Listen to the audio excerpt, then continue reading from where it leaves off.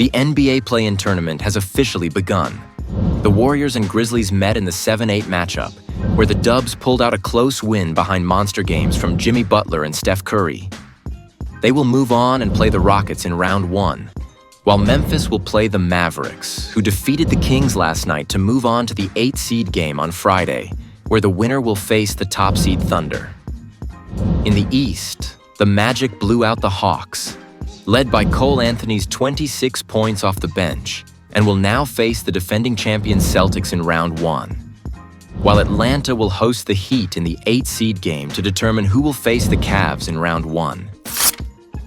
The Phoenix Suns have fired coach Mike Budenholzer this week after the team finished 10 games under 500, not even making the play-in tournament despite being the NBA's most expensive team.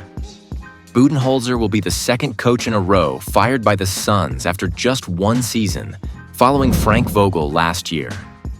Throughout the season, there were reports that the organization was fractured and toxic. Stories about each of their 3 main players, Kevin Durant, Devin Booker, and Bradley Beal, all having issues with Coach Bud, have come out. After the firing, it was reported that Budenholzer asked Beal, quote, "Play like Drew Holiday," which supposedly prompted Beal to respond, saying, "Don't ever disrespect me like that. Don't ever tell me to play like another player." Each player has been subject to trade rumors, with the Suns even going as far as having a deal in place to trade Kevin Durant to the Warriors at the deadline, since they couldn't find a trade for Beal due to his no-trade clause. It is reported that they will work with KD this summer to find him a new team via trade while also looking to move on from Beal too, even if it means buying out the remaining $111 million on his deal to waive him. As far as Booker's role in the Suns' future, he's eligible to sign a new 2-year Supermax extension this summer, worth $150 million. The Suns have stated that they will not trade D-Book. Overall, just a disaster of a season in Phoenix, ending with arguably more questions than any other team. Dallas Mavericks general manager Nico Harrison held just his second press conference this week since he traded Luka Doncic to the Lakers. However, there were no recording devices allowed in the room while it went on. Shams Charania reported that this press conference was not something Harrison wanted to do, but rather was forced into by Mavs ownership. All of this caused backlash, particularly from Stephen A. Smith. Take a listen to what he had to say about Nico. You can do what you want to do as an owner. You can also be called stupid for doing it. And that's exactly what I'm calling Dallas Mavs ownership. Stupid for doing what they did. We live in an age where the podcast world is proliferated, it's taken on a life of its own. The media is people who ain't even in the media, okay? I mean, they're all, because we're all lumped in the same bowl. You got stuff going on, comments out the wazoo, and you think it was wise to mandate that your general manager have a meeting and no cameras allowed? Really? Like, that getting out was going to help you as an organization. It's bad enough you let go of a superstar that's 6 years younger than the guy that you were getting in return. It's bad enough that you didn't get any other assets to go along with him. I understand the Max Christie. I understand, you swapping the first-round picks, all of this stuff.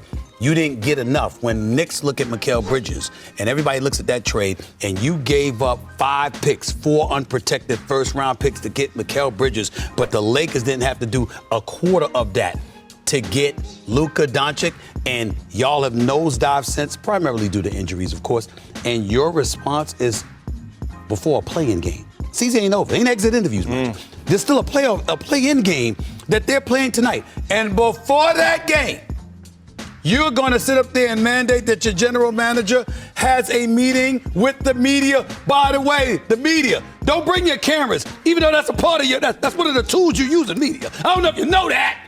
But it is, media people come with cameras. They come with microphones. And he said, don't bring them.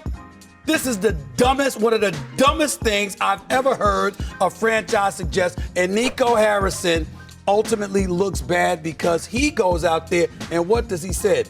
What does he say? We actually looked good when we were on the court together for 2.5 quarters. 2.5 quarters? 2.5 quarters. Now, we all love, if you know Nico, you got love for him, okay? I've known Nico for years. I have never, ever ever heard him say something that idiotic. Ever. We really looked good for 2.5 quarters. You didn't even say a game. 2.5 quarters? You can't do that. But they did it because that's what's going on in Dallas right now. And oh, by the way, your owner was Mark Cuban, who was a bit wild, to say the least. But one thing we never associated with him was stupidity.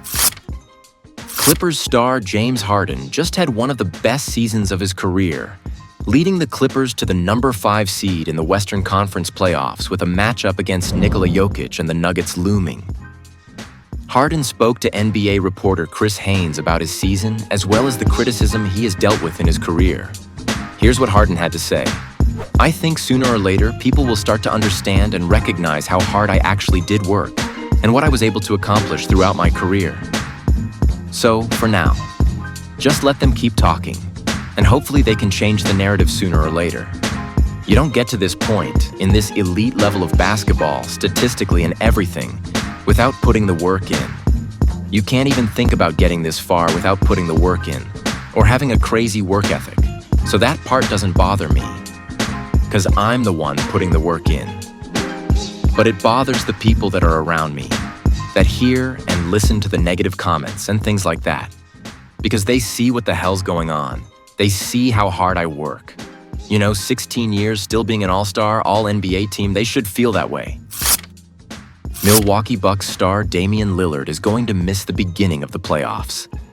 The Bucks play the Pacers in round 1, starting on Saturday. Lillard has been out since March 18th with a blood clot, but has made significant progress in his recovery, leaving room for optimism that he could return at some point in the playoffs. Dame has even begun to increase his basketball activities this past week. That's going to wrap up this edition of Full Court Press. Thanks for watching. And for more up-to-date NBA news, rumors, and stories, subscribe to the channel.